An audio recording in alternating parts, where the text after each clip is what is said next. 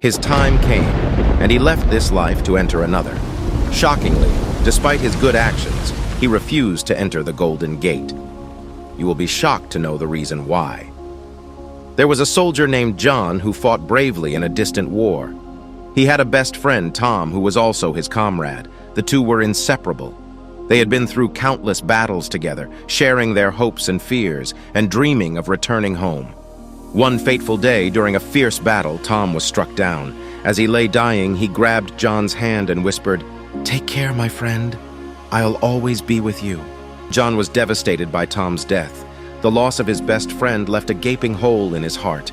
He carried on with his duties, but the joy and camaraderie he once felt were gone. Every night, he would look up at the stars and talk to his dear friend, hoping that somehow Tom could hear him. After the war, John returned home to a world that felt empty without his buddy. He struggled to adjust to civilian life, haunted by memories of the battlefield and the loss of his friend. One day, as he was walking through a park, he saw a stray dog huddled under a bench. The dog was thin and dirty, but its eyes were bright and full of life. The dog approached John cautiously, wagging its tail. John knelt down and extended his hand. "Hey there, buddy," he said softly. "Are you all alone too?"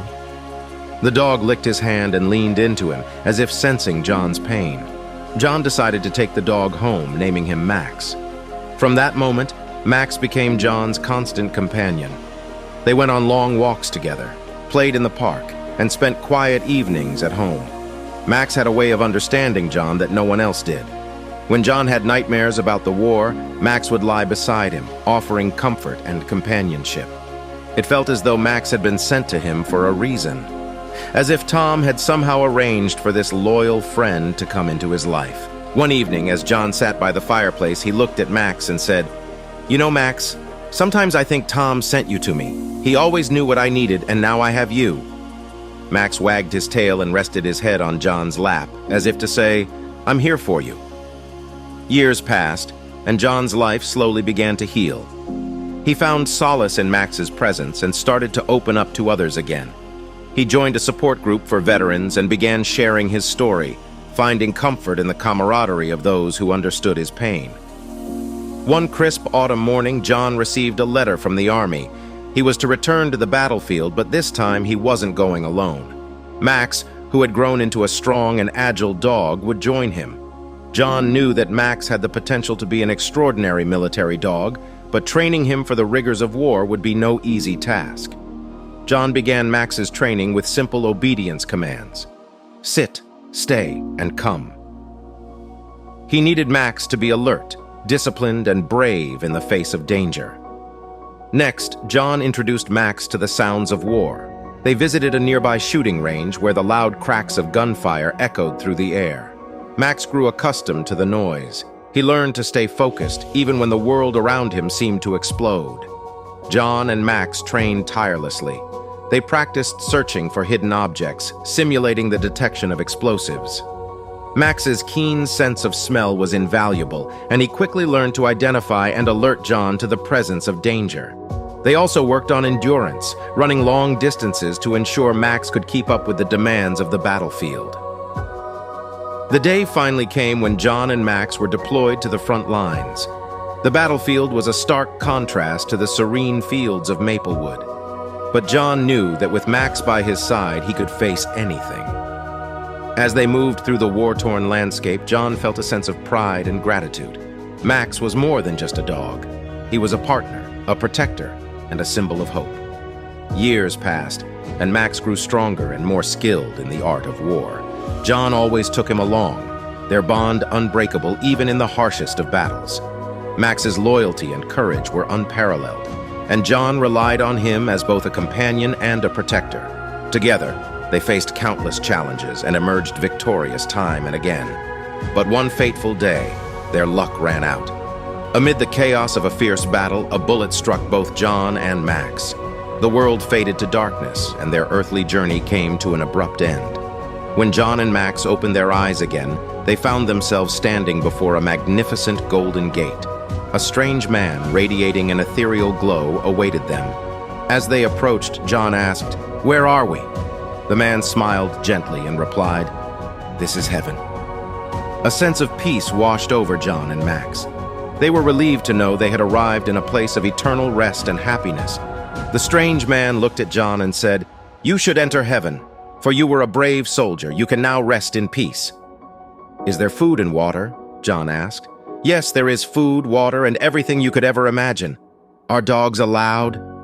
"Sorry, sir, no. Dogs are not allowed," said the big strange man. "Then I refuse to enter." With Max by his side, John turned away from the gate and walked down a long, winding path. They traveled for what seemed like an eternity until they came upon another golden gate. This time, a different strange man sat in front of it. "Where are we?" John approached and asked the strange man.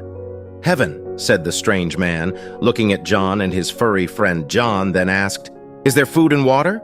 "Yes, there is everything you wish for and want here. There is water, food, and even your friend Tom has been waiting for you." "And are dogs allowed?" asked John. The man's smile widened. "Yes, dogs are welcome here." "What was that other gate?" John asked, puzzled. "Hell, only those who don't leave their friends behind will reach heaven." Moral of the story: loyalty is the unwavering commitment to stand by those we care about through thick and thin. It is a reflection of our inner moral compass and a testament to our dedication to living a virtuous life. Real friends are those who remain by our side in both good times and bad. In life, we often face challenges and obstacles that test our resolve and character. One of the most important lessons we can learn is the value of friendship and loyalty. True friends are there for us in times of joy and in times of sorrow, and it is in these moments that we must remember: do not leave your friends behind. In the workplace, loyalty and teamwork are crucial. When a colleague struggles with a challenging project or a heavy workload, it can be tempting to focus solely on our own tasks and responsibilities. But true success is achieved when we lend a helping hand, offering support and assistance. By working together, we create a stronger, more cohesive team. We build an environment of trust and mutual respect, knowing that we can rely on one another when times get tough. In our personal lives, friendships provide us with a sense of belonging and security. When a friend goes through a difficult period, be it personal loss, illness, or emotional turmoil, it is our duty to stand by them. Listening, offering comfort, and simply being present can make all the difference. True friendship is about being there, not just in the good times, but especially in the bad. It's about making the effort to show that we care, that we value the bond we share, and that we are committed to seeing each other through life's ups and downs. The importance of not leaving your friends behind extends beyond immediate relationships.